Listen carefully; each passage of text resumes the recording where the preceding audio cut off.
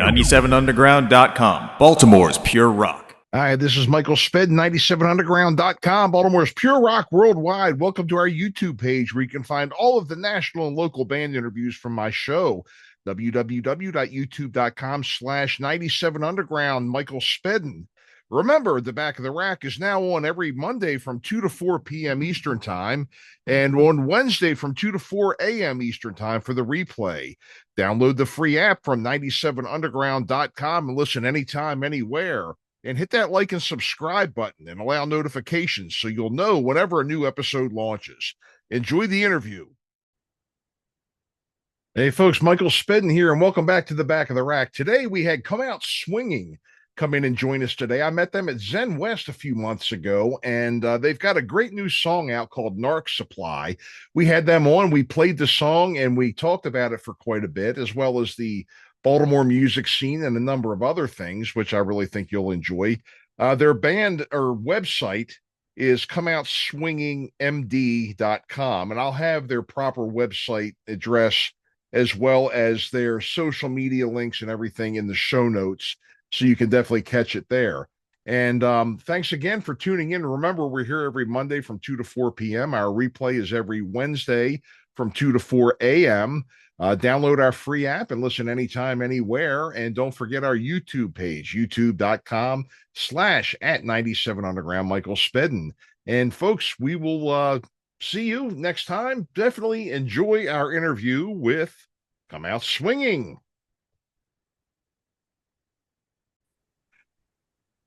And welcome back to the Back of the Rack, the Michael Spedden Show here on 97underground.com, Baltimore's pure rock worldwide. Today we're here with Come Out Swinging. Come Out Swinging, this is the first time I've spoken to them on the show.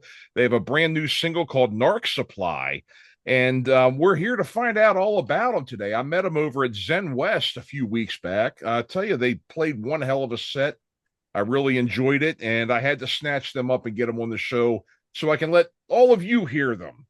So welcome. We have Paul, Duffy, Ben, Steve, and Mike, and we'll let you kind of tell us what you do as we go along here. But welcome to the show. Welcome to the show, guys. Awesome. Thank you so much. Yeah, thank you.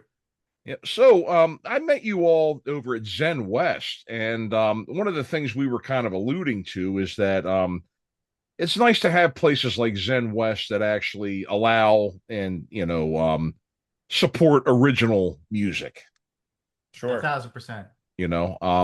And I guess you all could probably speak from your experience, and taking the plunge from being a cover band and going into originals, how difficult it can be, right? Yeah, totally. I mean, we used to do like this whole the whole emo thing was coming around. Yeah, sure. And we had this idea of like, let's be an emo cover band. The thing was, it's just like a lot of those songs are pretty brainless, and you're playing for 3 hours the same chords over and over. You tend to not really. It does not a great feeling.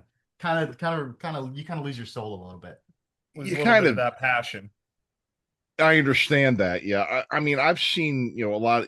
When you go out and you see a lot of these cover bar bands, Mustang Sally, and oh my God, I mean, all due respect to Wilson Pickett, but my God, come on, can we stick a fork in this one already? Sure. Right. But it is a big move, I mean, I'm sure that you probably have all kinds of people following you, but then, when you make that move to doing all originals, there's some people that just don't follow along with it. They're absolutely, absolutely. There definitely were fans that we would have and people that we would see at shows, pretty consistently. So when we had formed the band, this was pre-COVID even, we had gotten signed and were getting ready to start playing more of the bar shows under Starley management, which was exciting. But COVID comes through and that just turned everything around for everybody. And it was kind of during that process, we ended up playing 2 like live stream shows. And from there, just had the conversation of like, this doesn't feel as fun as it used to. And there's no shot to any like cover band that wants to still keep on doing that. We ended up dropping a couple of members and transitioned people throughout the years, trying to really create like a family atmosphere inside the band. But the more we looked at it, it became clear that we had something that we wanted to say and we wanted it to come from us and be written by us. That was important. And we started to tap into that. And that's where we got some of our first songs from. Right. And that's an important thing that you just hit on there as well. The family feeling, the good chemistry feeling, the feeling that you all really complement each other when you're working together and really play off of each other well. You really got to have that feeling with somebody, Yeah. especially with, if unfortunately may lose somebody and you've got to bring somebody else in. Yep. Sometimes, chops and all that stuff, it's not always about that. It's about mentality in a lot of ways. Do you agree? Absolutely. Oh, 1,000%. I mean, I think I think these guys are so close, especially just in their everyday lives. My first hockey game, they brought me to my first hockey game, first Caps game. Not because I would root for the other team, and they just wanted to pick on me. Yeah. Oh, okay. Yeah. As good as we cook up music, I think like Mike over here cooks up like better food. Mhm. So we'll just spend hours upon hours just Yeah. smoking a brisket and then eating food and then falling asleep. So Yeah. We have events that we call cookout swinging for that exact purpose, Mhm. just so we can get together and it's family time, so it's important. That is important. It really is, to be able to get together and make sure everybody's getting along. Yeah. The chemistry and the personal side of it really has to be there too. Yeah. Again, I know I've heard bands before that really they're only together for a business relationship. They wouldn't know each other from Adam outside Yep. of the band, but you can really tell that it's not a good experience. And you can really you even pick up on it when you're watching them play too. Yeah. 1,000%. Yeah.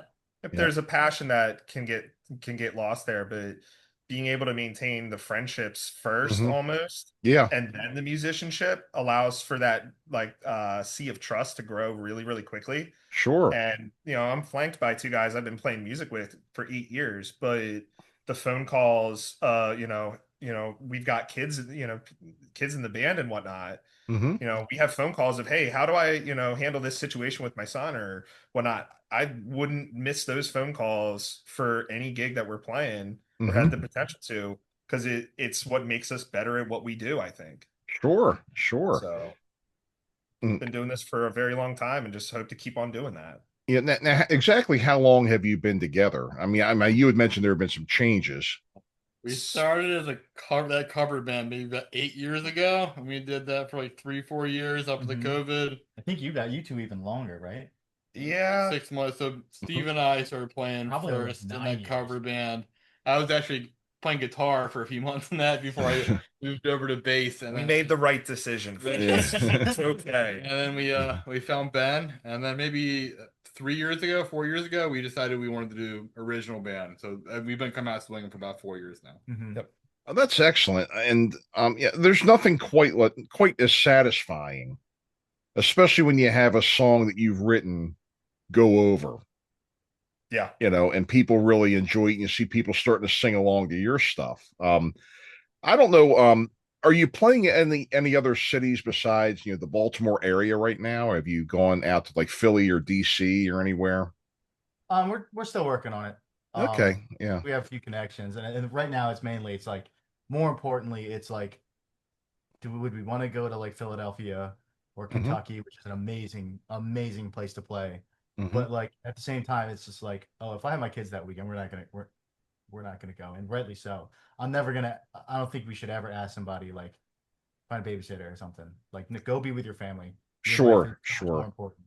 Yeah, finding that balance. But one of the things I kind of wanted to mention to you is that and I noticed this too back when I had my full bands.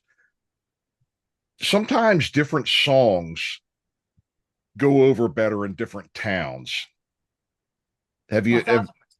do any of you ever had that experience or noticed that before? Or even Maybe different venues in the same town? I have in just different projects. This one band made like a pop song, and like literally everybody hated it in like Pittsburgh. They're like, this is kind of lame. Like, what are we listening to? This is such a vibe switch.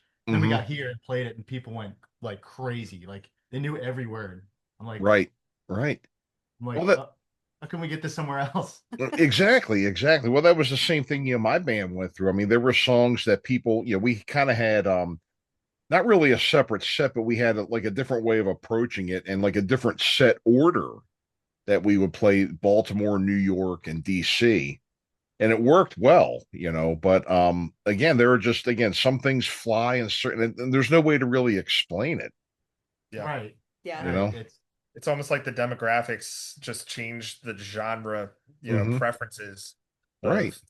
and there's no real explanation. Yeah, you're right. Yeah, I think Mhm. it's such a culture thing. I mean, you can tell when a band you can almost hear sometimes when this band is from New York, Oh yeah. this band is from California, but they've Mhm. had two completely different cultures, pretty much, two completely different surroundings, upbringings. Uh-huh. You know, it's different scenes, different types of people, like different, and even nationalities of like different pockets of Mhm. like this is the culture where I come from, and that I feel like that directly shapes music at times. Yeah. Sometimes I feel like, especially with this band, like genre is not a big thing. Mhm. Like we we we have songs that are just like cute little acoustic songs, Mhm. and then just like, okay, let's just make the most disgusting sounds we can. Yeah. And that's that. It's just, I said a while back, I'm like, a lot of bands are 5 people in the band, but this band is the complete opposite. It's 5 people, and I think that's our biggest strength is we are so different, but we make it work every single time. Right. Right. And you had mentioned too how again you've got the people side of it definitely working in your favor. You've got the good personal chemistry and everything that really works for you. And I guess it also too it makes your rehearsals probably a lot more enjoyable and a lot less like work as well, right? Absolutely. Like even on weeks where we aren't necessarily talking as Mm-hmm. much outside of the practice space, we don't see each other, life happens, 9 to 5 jobs and whatnot. Mm-hmm. And we'll get in that room and it's like almost a deep breath of fresh air. It's like, yep. And things kind of roll back. It's just something familiar and you're enjoying that process. Mm-hmm. And we've been able to hold on to that. So it's pretty important to us, I would say. Yeah, yeah, for sure, for sure. So you've sent me a song, um, and it's called Narc Supply.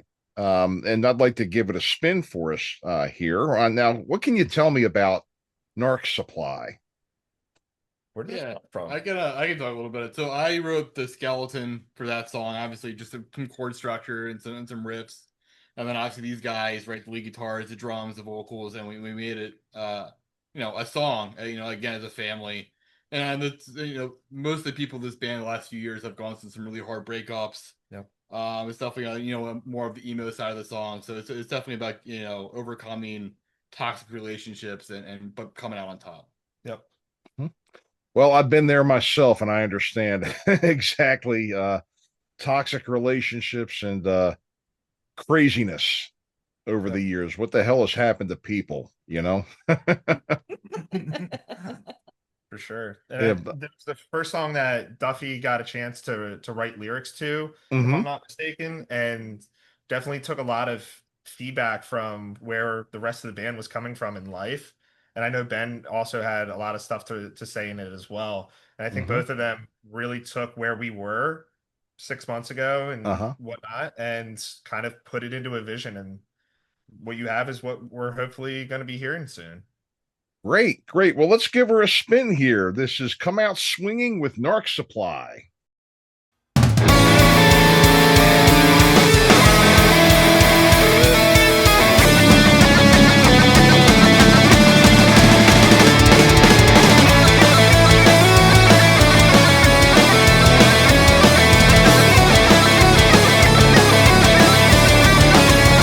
Tell me how it feels to let the diet slip through your hands, plagued by concepts of your never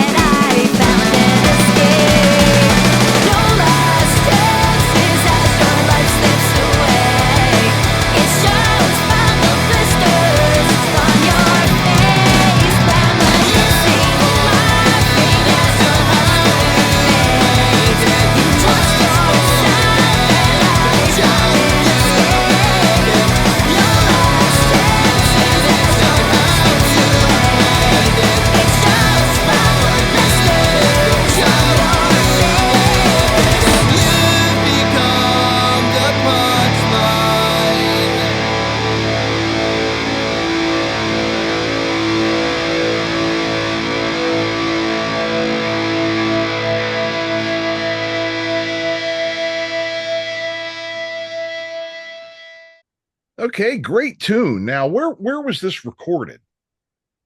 Yeah, so what we've been doing for our recording is we've been doing some of our own recording where I'm tracking the band. Everything is recorded at our practice space over in Essex, and we've been sending our tracks to Wombat Studios. Mm-hmm. It's Josh Joyce out of Lancaster, Pennsylvania. Shout out Josh. Hell yeah, Taking some our raw recordings to make them really good tracks. So you're basically sending him like, I guess the session or all the tracks, and then he's doing the Yep. mixing and mastering and Correct, yeah. making them Yep. beautiful in the end, huh? Yeah, exactly. We're recording everything ourselves, and we send them the stems, and Josh makes them sound awesome. Mm-hmm. I get that's got to be a lot less pressure doing them yourself, I think, instead of recording them, Yeah. especially when the clock is ticking and cha-ching, cha-ching, cha-ching, Exactly. Sure. Exactly. Yeah, so we sure. did an EP a couple years ago, a 5-song EP that we did completely in-house that I recorded, mixed and mastered. Obviously, these guys played all the music, and I played 4-string guitar on it. And it was definitely stressful. We had our former singer Alex Fisher, shout out Fish, Hell still a yeah. really good friend of the band. He had to step down until we got Duffy, but yeah, it's nice to take our own time now, do the recording on our own time, send it to Josh, and Josh is gonna be doing our full length album, 10-song full length coming out early next year.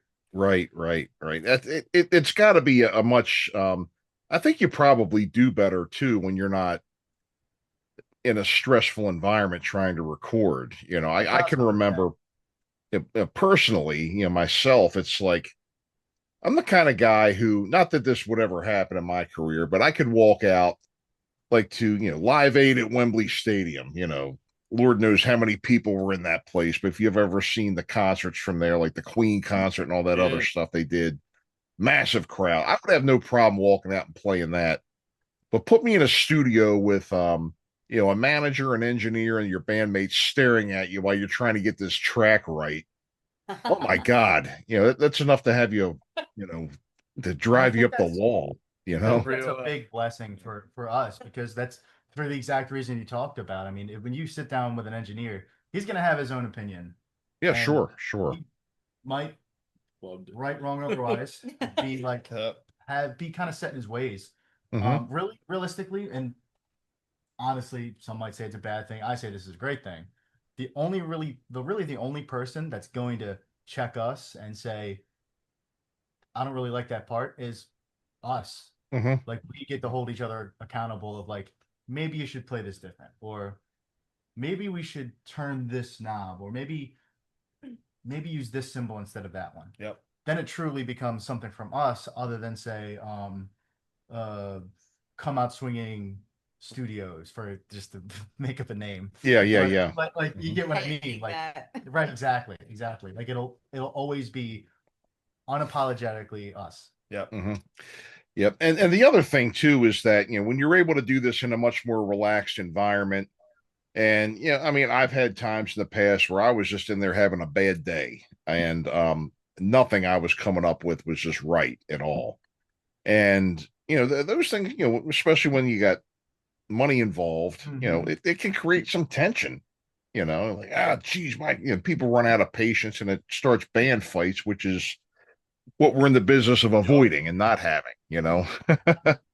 We've all been there, and I think Mike, talking about that family aspect that we carry, it takes what would be a fight into a disagreement and a conversation. So I mean, they happen as recent as last week where we just disagree on a part, but it's a conversation. And and from that it just builds trust. And that tension that you're talking about is always something that I feel as a drummer when I'm in the recording, because I want to provide a foundation for these great musicians around me to be able to put their craft into work. But it also is having that trust to know that they believe in me to start this. Yep. And they're going to carry it through. It's a great feeling. Yeah, I can imagine. I'm sure that that really is.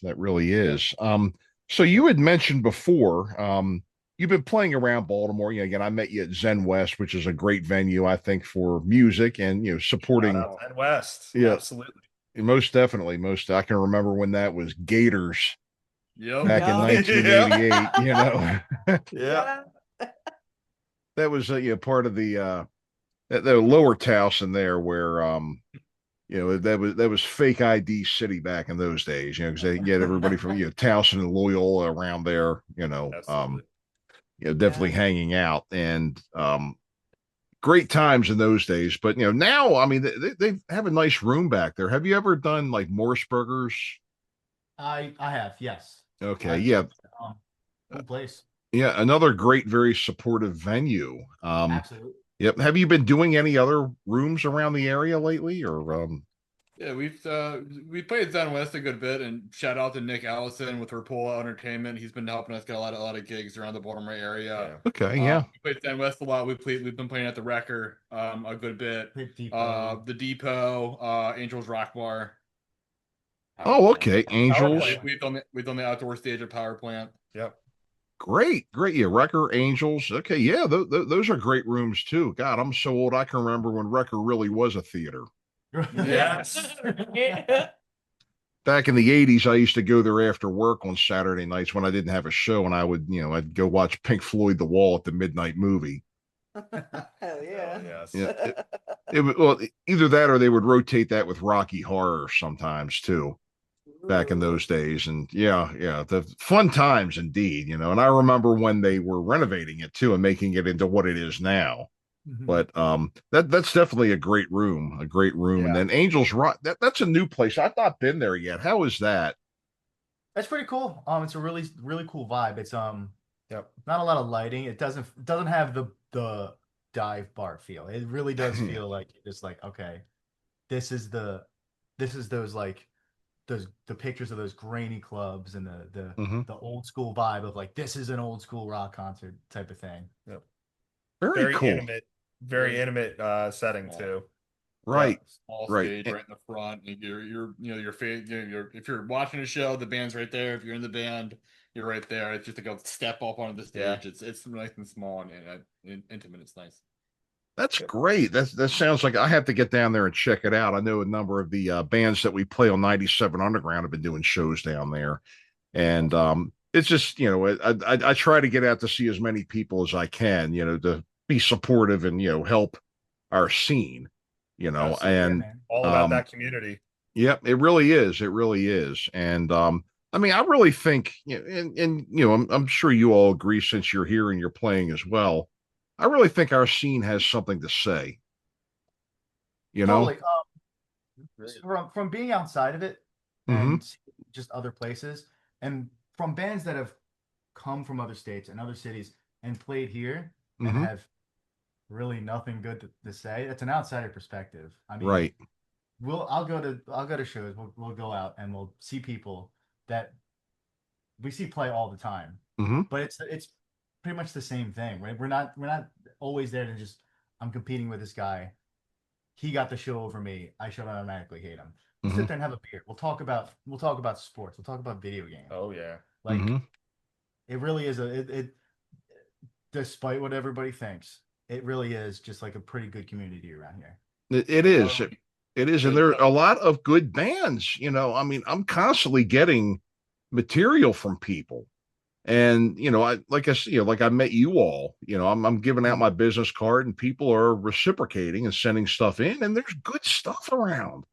Yep. I mean, a lot of really good bands in this scene. It's really good brotherhood, sisterhood, the local, whatever you call it, emo, metalcore, rock genre between, us and Heartbent and Devil in Disguise. We're all really tight. We all talk and like to play shows together. And, whether it's a Zen or at Wrecker or down at Power Plant, the Baltimore scene, alternate rock scene is really good.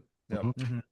And again, there are just a lot of great bands around doing good things. I mean, I think I've probably got close to, a good 35 bands that I'm rotating on my show.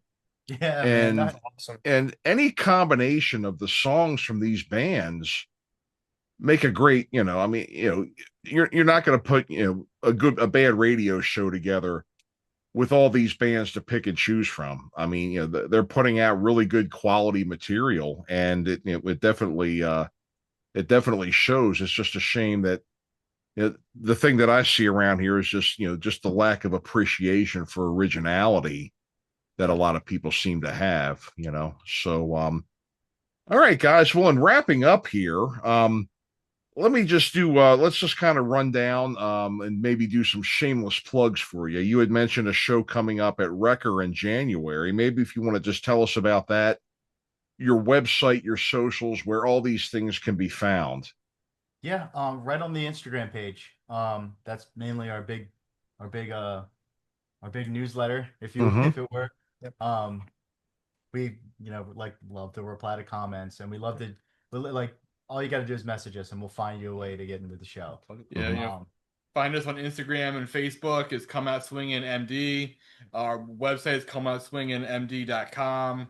We talked about the originality, but we are doing a tribute set at the Wrecker. Dog on your mic.